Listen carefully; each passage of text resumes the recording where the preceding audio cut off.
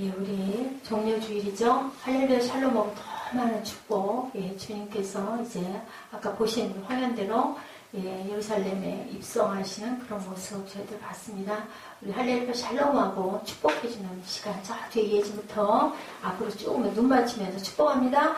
할렐루야 샬롬 축복합니다. 할렐루야 샬롬 샬롬 샬롬 샬롬 샬롬.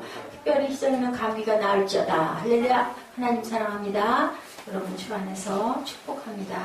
오늘도 사순절 40일을 달려서 오늘 드디어 종려주일, 내일이면 예루살렘 성에 백박의 그 교회가 됐어요. 그 자리가. 예, 그 나귀를 타신 그 자리. 오늘 본문 말씀에 나오는 21장 1절에서 3절 그 내용이 나오죠. 뭐라 그래요?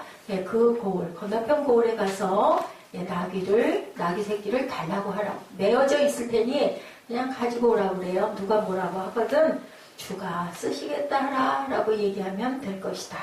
거기에 깊은 의미가 있습니다. 예, 우리의 몸은 그리스도가 주신 피값으로 우리의 몸을 주셨기 때문에 주님이 쓰시겠다 하면 언제든지 주님께 드려야 된다라는 귀한 의미를 가지고 있는 그러한 저희들. 예, 아까 그 보셨죠? 호산나가 원래 원어로는 호산나가 아니라 호시안나라고 합니다. 예, 우리 거기에 그 자리에 다윗의 자손이요 하고 메시아가 오셨다라고 찬양하고 송축하고 막 퍼레이드 하죠. 아마 그때는 그 뭘 뿌리는 거는 없었을 것이고 바닥에다가 레드카펫을 깔듯이 옷을 깔고 예수님께서 또 나귀에 옷을 제자들이 옷을 이렇게 깔아드리죠. 거기 앉으시라고. 그리고는 군중들이 모든 무리라고 그랬어요. 거기는 거의 모든 무리들이 다 이렇게 양쪽으로 예, 행렬에 서서 바닥에다가는 종려나무가지를 깔고 옷을 깔고 예, 다윗의 자손이 오신 것을 막 기뻐하고 소망을 품고 함성을 지르고 뭐라 그래요? 아까 그 내용이 나와 있죠. 군중들이. 근데 과연 저와 여러분은 그 자리에 있었는가? 한번 깊이 묵상하는 시간 갖도록 합니다. 거기에 너 있었는가 하려다가 제가 오늘 호산나 인더 하이스트라고 해서 맨 끝절에 보니까 그렇게 나와 있더라고요. 예, 높은 곳에 계신 호산나 찬양한다. 예, 그 의미가 좋아서 저는 잡아봤는데요. 우리 이 군중들의 세 개의 얼굴, 어떤 얼굴들이 있었는지 묵상하면서 저는 여러분은 과연 예, 그 자리에 있는 어떤 얼굴인가 깊이 묵상하는 시간 가져봅니다. 예, 십자가 사건을 둘러싼 군중들의 새 얼굴, 아까 호시안나 외치는 그 얼굴은 과연 어떤 얼굴인가? 어떤 얼굴이에요, 여러분들? 예수님을 환영하는 얼굴, 기뻐하죠? 왜 그렇게 환영을 했을까요? 예, 우리를 구하러 오셨다.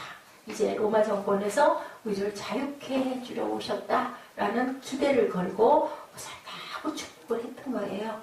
종려주일에 일어난 사건 나눠봅니다. 예수께서 예루살렘 성에 입성하실 때 어린 나귀를 타고 나귀 새끼를 타고 입성하실 때 군중들이 종려나무가지를 들고 찬양하며 환영하는 사건. 예, 어떤 사건? 환영하는 사건. 기뻐하는 얼굴 21장 6절이죠. 제자들이 가서 예수께서 명하신 대로 하여 뭘 명령하셨어요? 나귀 새끼를 끌고 오라 라고 얘기를 하신 거죠. 예, 감남산 동편 작은 벳박의 마을 근방에 예수님이 다다르셔서 말씀하십니다. 저 마을에 가서 거기에 나귀와 나귀 새끼가 있을 거니 그 새끼를 끌고 와라 라고 말씀해요. 예, 끌고 오라고 그러시죠. 끌고 옵니다. 7절에 뭐라고 그래요? 자신들의 겉옷을 벗어서 그 위에 얹고 예수님을 태워서 어디를 넘어 감남산을 넘어서 해발이 900m는 안 되고 850m 정도 되는 그런 높은 산이라고 그럽니다. 예, 겟세마네 동산을 거쳐서 기드론 산을 넘어 나귀 햇년을 만들어 가고 있는 예수님의 모습. 예, 지금도 해마다 종려주일이 되면 성지순례 갔다가 그 기간에 딱 맞닥뜨려지면요, 그 거리에는 어김없이 벳박의 교회가 그 자리에 서 있어요. 예수님 출발하신 그 자리가. 예, 정말 신기한 건요, 그 밑에 한 300m쯤 아래에 벳박의 교회 안에는 누구의 무덤? 나사로의 무덤이 있다고 합니다. 기념이. 저희 블로그에 가시면 블로그 자료에 나와 있어요. 기념교회. 그리고 또한 그 벽화 그런 모습들 제가 여러분들 보시라고 올려놨으니까 한번 참고로 보시죠. 보시기 바랍니다. 자신들의 겉옷을 벗어서 그 위에 얹어드리죠. 그리고 행렬을 갑니다. 이스라엘 땅에 있는 그리스도인들, 또한 교단 지도자들, 순례자들, 순례객들, 또 관광객들, 모든 사람들이 똑같이 양쪽의 행렬에 누군가가 그리스도가 돼서 그죠? 행렬, 가장 행렬 같은 행렬이 이루어지고 있다고 합니다. 8절에 보면요, 제자들이 예수님을 낙이 새끼에 태웠다. 누가복음에 낙이 새끼. 그러면은 거기에 또 낙이 한 마리가 있어요. 무슨 낙일까요? 여러분들 엄마 낙이, 아빠 낙이? 누구 낙이? 아기. 아니, 새끼는 낙이. 예수님이 타신 건 아기 낙이고, 거기에 누가 있어요? 나귀 한 마리가 같이 가요. 큰 나귀가. 누굴까요? 엄마일까요? 엄마일까요? 아빠일까요? 여러분들? 엄마. 왜 다 엄마를 하죠? 응? 아마 아빠는 그 자리에 오지 않았을 것 같아요. 그죠? 어미낙이라고 정확하게 나와 있습니다. 누가복음에 나와 있어요. 8절에 21장 8절입니다. 무리의 대다수는 그들의 겉옷을 길에 펴고 다른 이들은 나뭇가지를 베어서 길에다가 깔았어요. 이게 그리스 문화를 나타내고 있죠. 로마 문화 영향입니다. 국가 귀빈에게는 지금도 보면은 빵빠레 오르면서 빨간 카펫 깔잖아요. 그 영향으로 바닥에다가 자기들 못 다니면 종려나무가 막 흘렸던 것 같아요. 그때 그 나무를 깔고 지금도 그렇게 가장행렬을 한다고 그래요. 예수님이 낙이 타고 오시는 길에 환영의 뜻을 표하는 기뻐하는 군중들의 얼굴이 첫 번째 얼굴이에요. 마태복음 21장 9절에 앞에서 가고 뒤에서 따르는 무리가 소리 높여 뭐라 그래요? 호산나 다윗의 자손이요. 지극히 높은 곳에서 오신 호산나 다윗의 자손. 히브리 말로는 호산나가 호시안나. 여러분들이 아까 말씀드렸어요. 무슨 뜻일까요? 구원하는 주님이시여. 메시아, 구원하는 주님이시여. 이렇게 들어오시는 주님이 메시아라는 것을 모두 다 어떤 얼굴로? 긍정적인 얼굴로, 마음으로 그렇게 바라보고 기뻐했던 그런 군중들. 구원의 희망의 염원의 내용은 각자 달랐을 거예요. 우리 아까 말씀하시던 기도가 각자 다르듯이. 여러분들 제가 요즘에 그 축복 기도하는 부분을 조금 바꿨죠. 성경 말씀을 증거를 해주시면 조금 더 좋으실 거예요. 마음에 감동이 오는 구절을 얹어주시면, 아니면 제가 그 내용을 가지고 마음에 감동이 오는 성경 말씀으로 배원을 해서 축복을 합니다. 세세하게 하지 않더라도 여러분들 이해하시기 바랍니다. 어떤 사람은 로마 정치권에서 해방을 원하겠죠. 그게 아마 가장 컸을 것 같아요. 왕이 오실 거다라고 했거든요. 우리의 왕. 그러면 어떻게 느낄까요? 그 왕은 아주 능력도 있고 권세도 있고 힘도 있고 모든 것들을 다 할 수 있는 그러한 사람이 올 거다라고 기대를, 메시아가 올 거다라고 구약에서부터 예언하고 왔어요.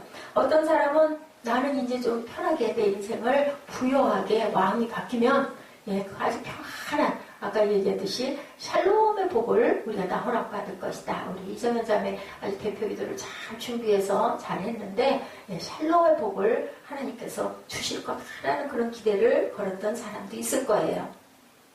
어떤 사람은 이렇게 그 찬양에 막 호산나 호산나 아까 찬양하죠. 그런 노래 속에 자기 마음을 다 담았던 그런 사람들도 있었을 것이다. 예루살렘의 시민들, 군중들은 모두 다 뭐가 된 것처럼, 정말로 온전한 크리스찬들이 된 것처럼 그렇게 기뻐하고 그렇게 입술로 고백하고 소리치고 함성 지르고 그죠? 발을 구르면서 어떤 사람들은 막 땅바닥에 부복을 하면서 그런 모든 사람들이 너무너무 기뻐했다. 이런 무리들의 환영과 박수는 무엇일 수도 있다. 아까 그 자막에 제가 아까 잠깐 봤는데요. 제 쪽에서는 자막이 잘 안 보여요. 화면이 작아서. 아까 우리 꿈덩이들 시간에 봤죠. 앞쪽 자막에서 보니까 뭐라 그래? 군중 심리일 수도 있다. 그런데 그 군중 심리를 연구하는 학자들이 그렇게 얘기를 합니다. 군중 심리도 뭐가 일어날 수 있다? 회개가 일어날 수 있다. 잘못된 것에 대한 것을 우리 막 통성으로들 기도할 때 그럴 수도 있다. 그렇게들 얘기를 합니다. 남이 하니까 나도 하고, 가족 중에 누군가가 예수 믿고 같이 가자 하니까 사무엘 눈 좀 뜨고, 사무엘 아주 눈을 감고 막 움직이네. 움직이는 것 자체를 버릇된다고 이렇게 얘기를 했지. 눈 좀 떠. 눈 안 뜨면은 이따가 목사님이 3일 데리고 어디 안 돌아다닐 거야. 응? 데이트를 안 할 거니까 눈을 뜨고 집중을 해서 그냥 눈을 좀 맞추도록 해. 이쁜 눈을 왜 맨날 감고 앉아있어? 아예 눈을 감아. 응? 뜨라 그래도 갚네. 네, 이렇게 예수님을 엄청나게 온전한 크리스찬이 된 것처럼, 그런데 과연 그 사람들이 정말 다 모두 다 예수를 믿을까? 가족 중에 누군가가 교회 나갔다고 따라 나오고, 새벽 기도 가면 좋대. 기도가 잘 응답이 빠르대. 가자. 또 새벽에 조금 일찍 일어나면은 건강에도 좋대. 정신 건강에도 좋대. 그래서 또 새벽 기도 나가시는 분들도 있어요. 네, 그들이 찬송하니 나도 찬송하고, 예배하니 나도 예배하고, 헌금도 좀 적당히 드려야지 그 교회도 또 이렇게 유지를 해야 되니까, 그래서 내 정도에 이 정도는 나도 할 수 있으니까 하고 하는데, 그것이 온전한 크리스찬이고 예수를 정말 믿는 것일까? 이 부분에서는 미지수다라고 얘기를 하는 거죠. 군중 심리가 발동이 될 수도 있다. 그 차원일 수도 있다. 예수님을 환영하는 그 인파 소리는 예수를 믿고 정말 메시아가 왔다라고 믿는 사람도 있지만, 모두 다 우하니까 나도 우하고 같이 좋은, 우니까 축복하는 행사니까 같이 따라했을 수도 있다. 그러면 저와 여러분이 그 시대에, 그때 거기에 섞여 있었다면 과연 어떤 모습으로 그 안에서 있었을까? 글쎄요, 저도 생각을 해봤어요. 저도 아마 거기서 막 산다 하고 아마 누구보다 더 열정적으로 발을 굴르면서 펄펄 뛰면서 종려나무가지를 흔들면서 바닥에다 깔면서 내 옷도 내 가디건 정도도 막 깔아가지고 막 앞에 더 앞에 치쳐나가가지고 막 눈물을 흘리면서 그럴 것 같아요. 제가 저를 한번 거기에다 대입을 해봤어요. 여러분들은 어떨까? 네, 목청껏 찬양했을 것 같아요. 목이 터져라고, 그죠? 내 목소리가 주님께 들리도록, 네, 이랬을 것 같아요. 이런 경우 군중 심리는 굉장히 좋은 쪽으로, 어떤 쪽으로? 긍정적인 쪽으로 작용한다. 군중 심리의 순기능이라고 합니다. 자, 사무엘 목사님 말씀 들어요? 응? 이제 또 눈 뜨고 있으니까 막 옆 사람하고 신나게 얘기해야 되네. 그러면 될까? 그럼 안 되겠지. 예배 방해하면 안 돼요. 좀 같이 눈을 좀 맞춰줘요. 심리학자들이 얘기하고요. 또 신학자 리버가 개인은 도덕적일 수가 있는데 집단은 도덕적이기가 어렵다라고 얘기를 해요. 나는 정말 그러고 싶지 않은데 다들 그런 분위기야. 직장에서 그러죠. 또 선거 유세 때 특히 그러죠. 나는 그 사람 개인적으로 별로 마음에 안 들어. 근데 우리 고향 출신이래. 어디가 그래? 전라도하고 경상도가 그런다고 그러죠. 무조건 뽑아야 돼. 개인이 중요한 게 아니라 그냥 집단에서 그 사람 밀어야 돼. 우리 이쪽 도에서 국회의원이 나와야 돼. 대통령이 나와야 돼. 이런 것 때문에 나는 그 사람에게 아무런 관심도 호감도 또 개인적으로 별로 원하지도 않아도 그럴 수 있다는 거예요. 그렇기 때문에 집단은 도덕적이기가 어렵다라고 얘기를 했다는 거죠. 개인적으로는 정말 좋은 사람인데 집단적인 이익을 위해서 누군가를 막 그냥 아주 정말 밟아서 매장을 시켜버리는 경우도 있어요. 그 사람하고는 아무 원한도 없고 아무 관계도 없는데 많은 심리학자들은 이렇게 군중은 도덕적이기가 어렵다. 근데 아마도 그날 호시안나 외쳤던 그 자리에도 예수를 정말로 믿는 자들이 있었겠느냐. 왜냐하면요. 5일 후에 어떻게 됐어요? 그 사람들이에요. 그 무리들이에요. 또 거기서 뭐 했어요? 십자가에 못 박으셔서 바나바는 또 놔두셔서 빌라도가 무척 애썼어요. 이 사람은 죄가 없다. 재판을 해보니 어떤 사람들이 십자가에 못 박혀요? 정치범들, 반란범들, 아주 흉악한 도적들, 사람을 막 죽이고 아주 극악무도한 사람들만 십자가 처형을 그때 했어요. 근데 이 예수라는 사람은 고발을 해서 붙잡아와서 신문을 해보니 그렇게 할 만한 그게 아니다. 6월절 기간이었거든요. 6월절은 어떻게 해요? 거기 죄수 중에 한 사람을 놓아줄 수가 있어요. 뭐 해서? 매로 쳐서. 본문에 보면 나와 있죠. 매로 쳐서 놔주려고 했더니 그냥 난리가 났어요. 못 박으셔서. 할 수 없이 빌라도는 그렇게 하고 뭐라고 그래요? 내 손에는 아무런 죄도 없고 내 손에는 그 부분에 대한 책임을 나는 지지 않겠다라고 누구의 유대인들에게 얘기하고 넘겨주죠. 근데 결국 빌라도 어떻게 됐어요? 정신 이상으로 자살해요. 못 견디는 거죠. 고통스러워서. 누가복음 23장 13절 말씀 우리 한번 보죠. 뭐라 그래요? 빌라도가 대제사장들과 관리들과 백성들을 불러 모으고, 마태복음이 아니라 누가복음 23장 13절부터 우리 한번 쭉 읽으면서 내용을 한번 짚어보도록 합니다. 네, 찾으신 분들 같이 한번 읽죠. 빌라도가 대제사장들과 관리들과 백성을 불러 모으고 이르되 너희가 이 사람이 백성을 미혹하는 자라여 내게 끌고 왔도다. 보라, 내가 너희 앞에서 신문하였으되 너희가 고발하는 일에 대하여 이 사람에게서는 죄를 찾지 못하였고, 어디에요? 빌라도의 법정입니다. 고발된 예수를 신문하고 나서 그 결과에 대해서 빌라도가 얘기하죠. 아까 얼굴이 잠깐 보였죠? 그 사람이 빌라도로 항상 분장해서 나왔던 사람. 저 어렸을 때도 그 영화 볼 때 그 사람 빌라도로 나왔던 기억이 나요. 15절입니다. 헤롯이 또한 그렇게 하여 그를 우리에게 도로 보내었도다. 보라, 그가 행한 일에는 죽일 일이 없느니라. 이거 말씀, 성경 말씀이에요. 그럼 판결을 하죠. 뭐라 그래요? 16절에 그러므로 때려서 놓겠노라. 6월절에 한 명은 살려줄 수 있으니 이 사람은 그렇게 십자가에 못 박을 만한 죄를 지지는 않았어. 때려 놓겠다 그러죠.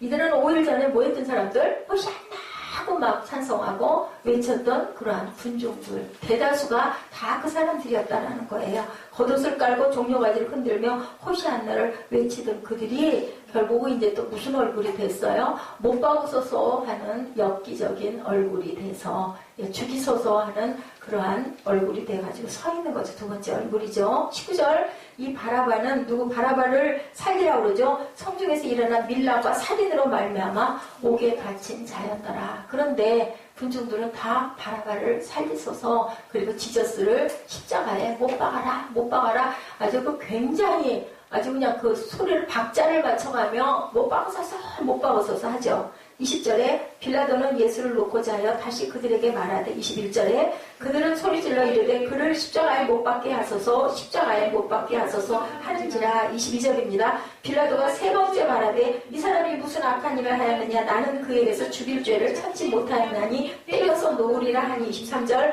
그들이 큰 소리로 재촉하여 십자가에 못 박기를 구하니 그들의 소리가 이긴지라. 24절 이에 빌라도가 그들이 구하는 대로 하기를 언도하고. 25절 그들이 요구하는 자 곧 밀란과 살인으로 말미암아 옥에 갇힌 자를 놓아주고 예수는 넘겨주어 그들의 뜻대로 하게 하니. 네, 그렇게 했다라는 얘기를 하고 있습니다. 누가복음 23장 18절에 우리가 일제히 소리를 질러 이르되 이 사람을 없이 하고 바라바를 우리에게 놓아주소서 하니.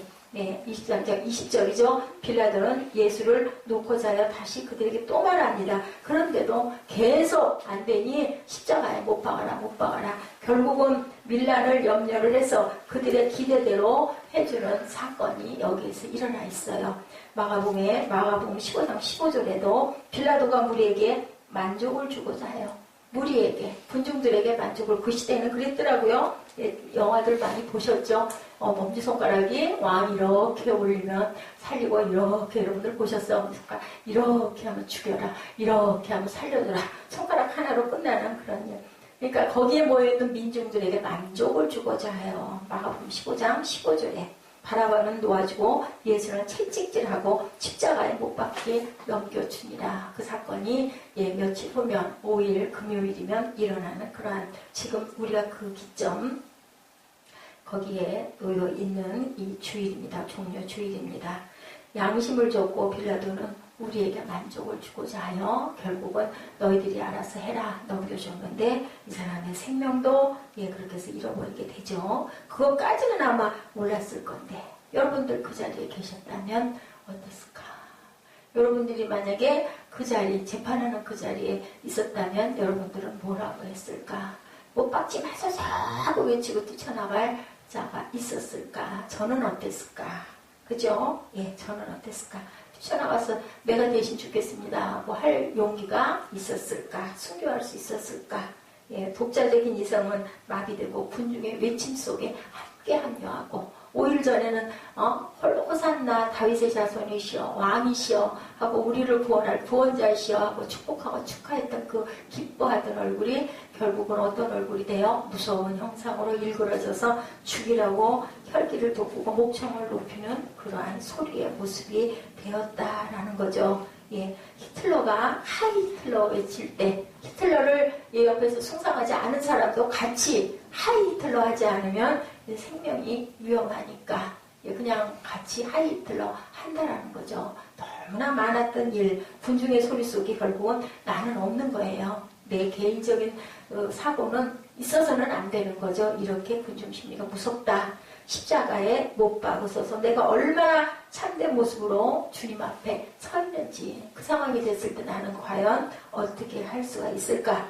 군중이 흩어진 후 우리들이 직장이나 가정에 돌아갔을 때 우리는 과연 정말로 주님을 찾을 줄 아는 그러한 크리스찬들인지 예배 시간이니까 예배 드리고 말씀 나쁘지 않으니까 말씀 듣고 아이 뭐 그렇게도 했을 거야 그럴 수도 있지 하고 그냥 그러고 잊어버리고 나는 그냥 일상에 젖어 있고 주님을 생각하지 않고 흘러간다면 과연 우리는 구원받은 자일까?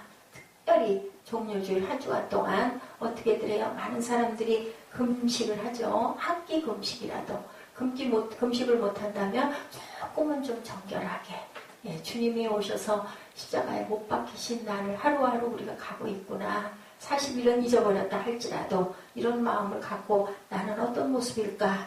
예, 예수님을 배반하던 그 무리들의 얼굴 예, 그리고 나서 그 이후에는 어떤 일이 일어날까? 자, 눈을 감으면 저기를 하나 갖고 계세요. 수지침을 하나 사드릴게. 그래가지고 꼭꼭 찌르세요. 눈을 뜨라고. 세 번째 얼굴은 그럼 뭘까? 십자가에 못 박으셔서 하는 죽임의 얼굴이 두 번째 얼굴이었어요. 첫 번째 얼굴은 환호의 얼굴이었어요. 두 번째는 십자가에 못 박아서 다 죽이라고 얘기하는 아주 정말 엽기적인 얼굴, 긍정적인 얼굴이 아니라 부정적인 얼굴. 세 번째 얼굴 어떤 모습이었을까? 이제는 완전히 변신하는 얼굴들이 있습니다. 사도행전 2장 36절에서 41절에 예수님을 향해 회개하고 변신하는 모습. 아까 사순절 그 종료주일 기도를 아주 잘 해줬어요. 우리가 가장 중요한 거 회개가 일어나야 한다. 회개가 일어나는 자리에는 뭐가 있어요? 은혜가 있다라는 거죠. 여러분들 교회가 부흥되게 해주시옵소서 하죠. 여러분들 부흥하면 어떤 의미가 느껴져요? 교회에 성도들이 많이 오는. 왜 올까요? 성도들이 교회에 오는 거는. 그죠? 예, 예배드리러 오는데 왜 그 교회, 썰렁하던 교회에 성도들이 막 몰려올까요? 은혜를 받아서, 은혜 받은 성도들이 막 전도하죠. 아, 우리 교회 말씀이 너무 좋으셔. 막 성령의 은혜가 막 일어나. 기적이 일어나. 와봐. 아픈 사람이 막 나. 치유가 돼. 돈 없고 빈궁한 자들이 그 교회 나가면 막 사업이 잘 된대. 부자가 된대. 뭐 때문에? 이런 간증 때문에 사람들이 찾아오는 건데, 예, 그것은 현상이에요. 본질적인 의미는 뭘까요? 부흥의 의미는 과연 뭘까? 우리 한번 생각해 보도록 합니다. 사람들은 성령의 충만의 말씀을 전하는 베드로 앞에 이 내용 안에 반응하는 모습이 사도행전 2장 36절에서 41절에 보여지고 있어요. 회개도 군중의 반응 속에서 일어날 수가 있다. 여러분들 아까 말씀드렸죠. 군중 심리. 회개도 군중의 반응 속에서 일어난다. 오순절 이후에 제자들의 변화.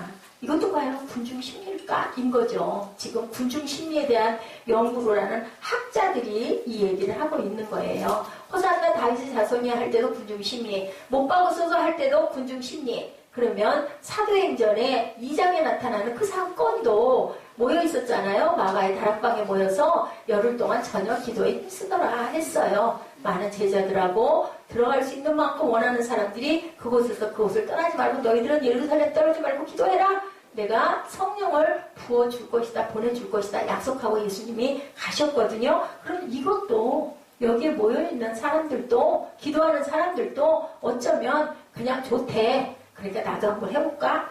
했을 수도 있겠느냐 이건 거죠. 사람이 변하는 것 여러분들 군중심리로 가능할까요? 어떨 것 같으세요?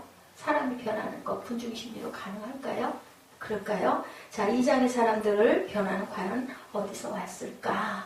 그것은 아니다인 거예요. 학자들의 얘기가. 군중 심리로 사람이 변할 수는 없다는 거죠. 그 순간은 막 열이 나가지고 그럴 것 같기도 하고 나도 그렇게 해야 되겠으니까 하지만 결국 그게 끝나고 나면 그냥 원래대로 본래대로 돌아가는 거지 사람 자체가 변하거나 내가 목숨까지 내놓을래요 하고 쫓아갈 사람은 없다. 그러면 그 이장 사건은 과연 뭐냐? 성령이 임재를 하셨다라고 볼 수가 없다. 그건 기적 같은 사실이다라고 얘기를 하는 거죠. 각자의 마음속에 뭐가 일어나요? 깊은 회개를 일으켰다. 그걸로 인하여 베드로가 막 난리를 치죠. 이렇게 우리가 죄가 많다. 우리 죄를 돌아보자 했을 때 막 일어나서 울고 떨고 펄펄 뛰고 그러자 그만 누구처럼 혀가 말리는 역사가 일어나고 그 사람들은 거기 사람들이 아닌데 뭐 각 나라 방언으로 막 얘기를 하면 여러 나라 사람들이 모여있다. 오? 저 사람 우리나라 말하네? 오? 이 사람은 우리나라 말하네? 그 사람들 근데 어디 사는 사람들이야? 아닌데 말을 할 줄 아는 사람들이 아닌데 인 것처럼 각자의 나라의 말로 막 얘기를 하는 사건이 일어난 것이 사도행전 2장에 나타나 있는 사건이라는 거죠. 자, 어떻게 해요? 예수님이 승천하시면서 내가 가면 너희에게 유익이라고 말씀하신 거 9절 여러분들 기억하시죠? 또한 요한복음 16장 8절에 뭐라고 말씀하세요? 그가 와서 오신다고 그래요. 오면 죄에 대해서, 의에 대해서, 심판에 대해서 세상을 책망하시리라. 9절에 죄에 대하여 하면 그들이 나를 믿지 아니합니다. 의에 대하여 하면 내가 아버지께로 가니 너희가 다시 나를 보지 못하며 11절에 심판에 대하여 하면 이 세상 임금이 심판을 받았습니다. 12절 내가 아직도 너에게 이를 것이 많으나 지금은 너희가 감당하지 못하리라 라고 얘기를 하시고 주님께서 승천하신 사건이 나와 있어요. 요한복음에. 그리고 사도행전 2장 37절부터 우리 잠깐 보죠. 사도행전 2장 여러분들 함께 고백해 봅니다. 어떤 사건들이 일어나고 거기에 답은 어땠고 어떻게 해서 베드로가 막 외치고 3,000명이 하루에 막 회개를 했다고 그러죠. 3,000명, 4,000명이 회개를 하는 역사가 일어나고 거기에서 뭐가 서요? 교회가 서는 역사. 37절입니다. 그들이 이 말을 듣고 마음에 찔려 베드로와 다른 사도들에게 물어 이르되 형제들아 우리가 어찌할꼬 하거늘 어떻게 해요? 36절에 뭐라고 그러세요? 그런즉 이스라엘 온 집은 확실히 알지니 너희가 십자가에 못 박은 이 예수를 하나님이 주와 그리스도가 되게 하셨느니라. 그러니 우리가 어찌할꼬 한 거예요. 십자가에 못 박았어. 누가? 우리가. 누가? 아까 얘기했지. 누가? 내가. 누가? 내가 못 박았어. 누가? 기성이가. 누구를? 예수님과. 어디에? 십자가에. 근데 예수님은 왜 못이 박혔다? 우리를 위해서. 어떻게 해주려고? 살려주시려고.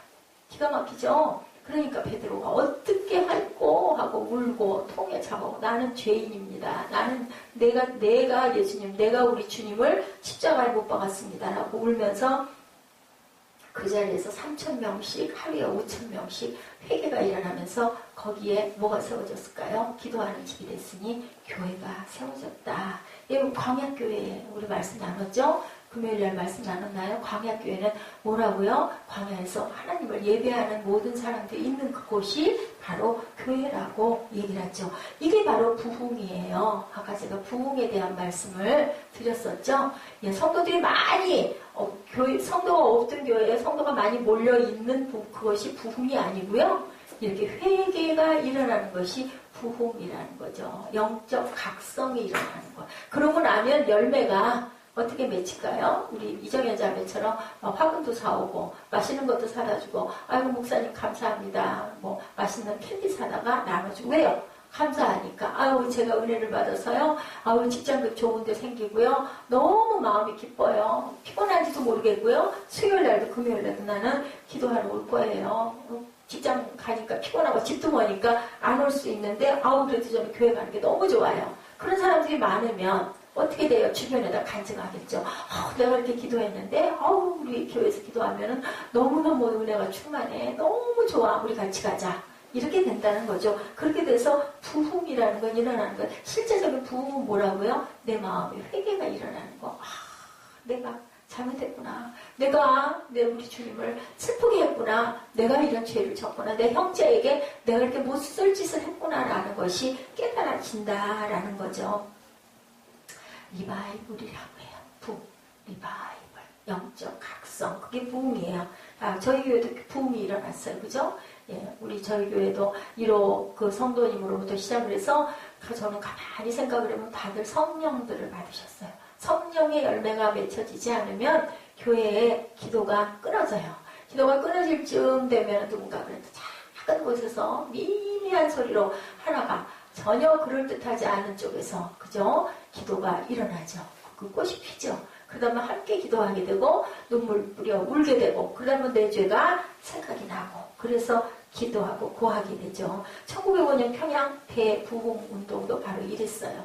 예, 길선주 목사님이 그때 장로님이셨다 그러죠. 안수 집사님이시고 장로님이셨을 때 벌떡 일어나가지고 내가 죄가 많습니다. 그랬더니 또 저쪽에서도 새벽 기도해서 벌떡 일어나가지고 어떤 목사님이 그 얘기를 하셨대요. 예, 친구 목사님 돌아가시면서 내 재산을 이거를 잘 이렇게 정리해 주시오 하고 자기 재산을 자기 처자를 맡기면서 해줬는데 그만 거기서 10,000원을 내가 떼먹었습니다. 라고 회개를 시작을 했다고 그러죠. 그랬더니 저도요 하면서 일어나서 얘기를 하며 엉엉 울고 서로 소리를 지르면서 구하면서 울고 엎드려서 자복을 하고 그 일이 계기가 돼서 그 일대에 그죠? 평양이에요. 평양. 이쪽 남한이 아니라 그 일대에 부흥이 일어난 게 영적 각성으로 교회들이 일어나는 사건이 있었다. 어디에만 부흥은 무엇으로 시작이 된다? 회개에서 시작이 되는 거예요. 축복을 받은 것에서 시작이 되는 게 아니라 내가 잘못했습니다. 내 죄입니다. 거기서 시작이 된다라는 거죠.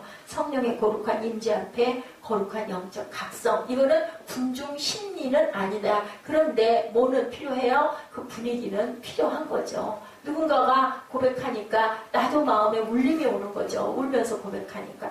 그렇지 않은 사람은 아무도 없거든요. 그 문제는 아니어도 다른 부분이어도 나는 돈을 떼먹었습니다. 근데 나는 누구를 미워했습니다. 나는 누구를 해쳤습니다. 나는 누구를 비판했습니다. 얼마나 많겠습니까? 아닌 사람은 하나도 없죠. 네.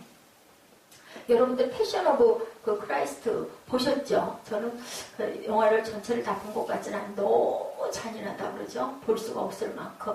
제가 오늘 우리 꿈덩이들 사순절 그 종려주일 그 뭐를 같이 동영상을 볼까 고심을 일주일 동안 했죠. 근데 내용들이 뭐 다 너무나 눈을 뜨고 볼 수가 없을 만한 아주 다 똑같아요. 사순절 영상들은. 아픈 영상들인데 그 유일하게 오늘 본 그 영상이 너무 제가 마음에 아름다운 영상으로 근데 말씀이 굉장히 많죠. 그래서 오늘은 다 빼고 그냥 말씀 쭉 보면서 영상으로 느끼면서 어떻게 우리를 구하시려고 가신 그리고 다시 오신 하나님, 예수님, 성령님을 전하자. 그런 감동이 와서 여러분들과 같이 나눴어요. 근데 오늘 본문 말씀이 또 똑같은 말씀이어서 아까 그 종려주일 종려나무 흔드는 모습 그것을 같이 한번 보자고 했거든요. 근데 패션 오브 크라이스트는요 너무너무 잔인한 내용이 처음부터 끝까지 그냥 피바다였다고 그래요. 그랬더니 시사회가 끝나고 나서 한 기자가 그 감독에게 멜 깁슨이죠. 물어보죠. 당신은 이거를 영화라고 만드셨어? 이거는 완전히 영화가 아니라 하나의 기록이다. 다큐멘터리다. 잔인한 다큐멘터리다 라고 얘기를 했대요. 그랬더니 감독이 맞습니다. 그렇습니다. 라고 얘기를 했대요. 뭐라고 대답을 했냐면 잔인하죠. 인간의 죄가 잔인합니다. 라고 대답을 했다고 합니다. 옆에서 소리 내지 좀 말아주세요. 내버려 두세요. 굉장히 가깝거든요. 소리가 다 들려요. 저한테. 집중이 안 되니까 그냥 놔두세요. 그랬더니 한 사람이 또 물어봤대요. 한 기자가 혹시 반안티는 아닌가? 그 누가 유대인들을 비방하려고 유대인들이 예수를 죽였다라는 비방을 하려고 당신 의도적으로 이걸 만든 거 아니요? 아마 유대인 기자는 아니었을까인 거죠. 그랬더니 아닙니다. 저는 추워도 그런 뜻으로 그 영화를 만든 것은 아닙니다. 그랬더니 그 사람이 다시 누가 예수를 죽였어? 라고 질문을 했다고 해요. Who killed Jesus? 했다고 그러죠. 예수를 누가 죽였느냐? 거듭 묻습니다. 감독이 되묻습니다. 꼭 대답을 듣고 싶습니까? 듣고 싶다. 대답해봐 당신은 어떻게 생각하냐? 그랬더니 답이었어요. 그게 제가 여러분들에게 아까 질문했죠. 누가 예수님 죽였어요? I killed him. 그 메리 깁슨의 대답이에요. 내가 죽였습니다. 내가 예수님을 십자가에 못 박은 장본입니다. 이렇게 대답을 했다고 합니다. 그러면서 그분의 얘기가 그 영화의 서두에 나온 한 성경 구절을 모르십니까? 뭐라 그랬어요? 이사야 53장 말씀이죠.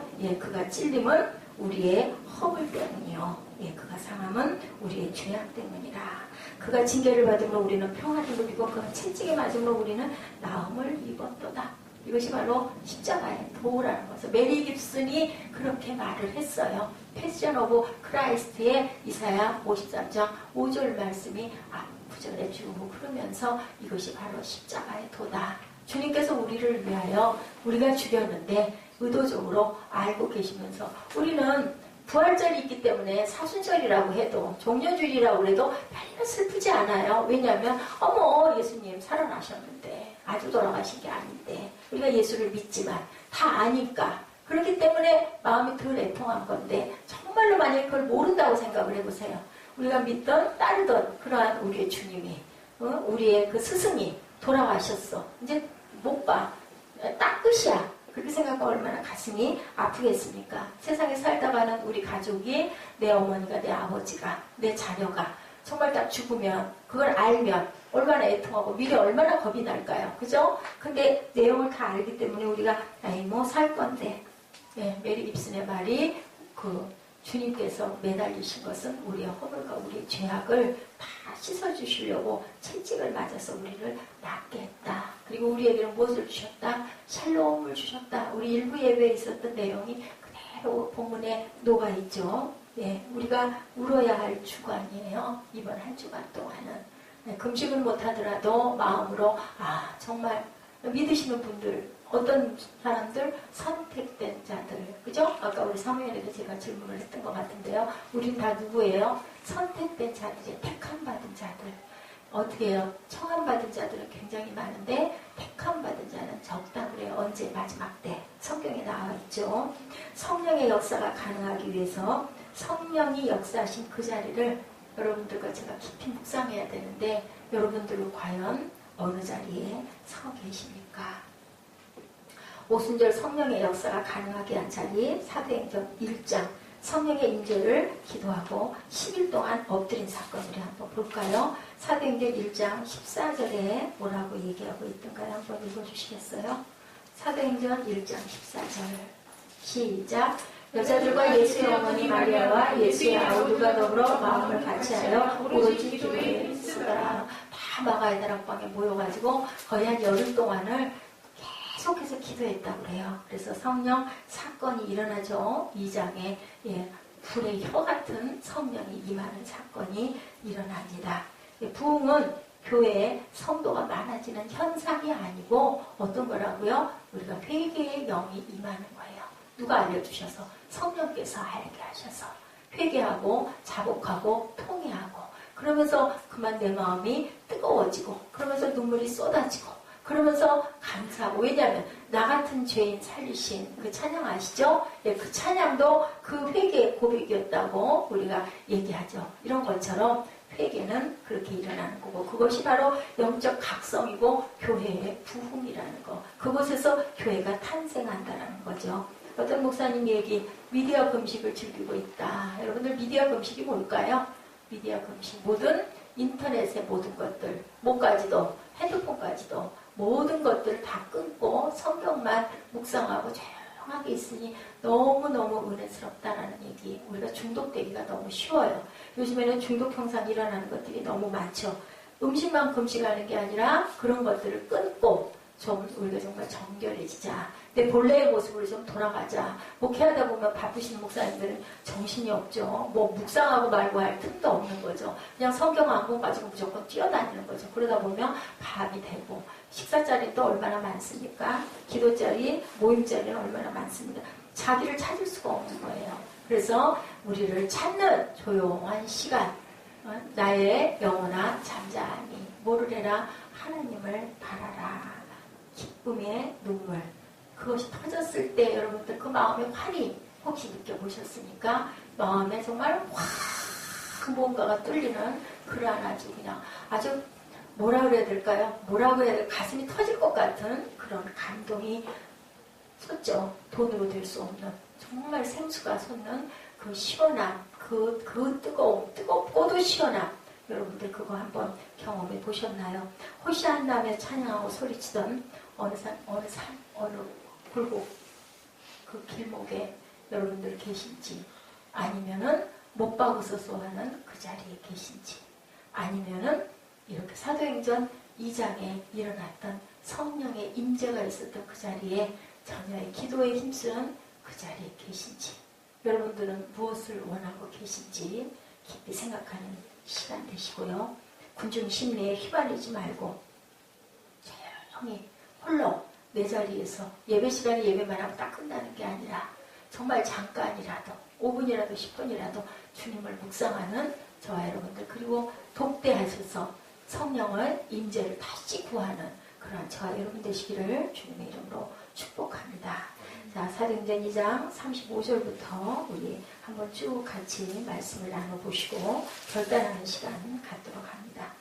사도행전 2장 35절부터 42절까지 함께 나눠보시죠.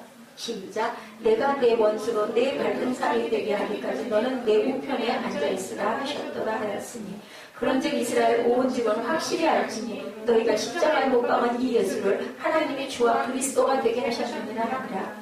그들이 이 말을 듣고 마음에 찔려 베드로와 다른 사도들에게 물어 이르되, 형제들아 우리가 어찌할꼬 하거늘 베드로가 이르되, 너희가 회개하여 각각 예수 그리스도의 이름으로 세례를 받고 죄사함을 받으라. 그리하면 성령의 선물을 받으리니 이 약속은 너희와 너희 자녀와 모든 먼 데 사람 곧 주 우리 하나님이 얼마든지 부르시는 자들에게 하신 것이라고. 또 여러 말로 확증하며 권하여 이르되, 너희가 이 패역한 세대에서 구원을 받으라 하니, 그 말을 받은 사람들은 세례를 받음에 이날에 신도의 수가 3,000이나 더하더라. 그들이 사도의 가르침을 받아 서로 교제하고 떡을 떼며 오로지 기도하기를 힘씁니다. 아주 유명한 구절이죠. 예, 그렇게 기도하고 떡을 떼고 집집마다 돌아다니면서 음식을 나눈 사건이 사도행전 2장의 사건. 이것이 바로 뭐라고요? 부흥이라는 거예요. 이런 영적 각성의 부흥이 일어났을 때 성령께서 우리를 고치시고 만지시고, 그 겁이 많았던 베드로도 세상으로 튀어나가죠. 가만히 있는 자가 아무도 없죠. 의심 많았던 도마도 인도로 튀어나와서 껍질이 벗겨지는 그러한 순교를 하는 역사가, 이것은 군중 심리가 아니라는 겁니다. 성령의 온전한 역사, 그것을 뭐 했을 때? 우리가 구했을 때, 성령을 강구했을 때 우리에게 주시는 귀한, 세상이 돈으로 줄 수 없는 귀한 선물을 주시는데, 여러분들 이 사순절을 지난 종려 주일이 한 주간 동안 주님과 조용하게 독대하시는 저와 여러분 되시기를 주님의 이름으로 축복합니다. 아멘.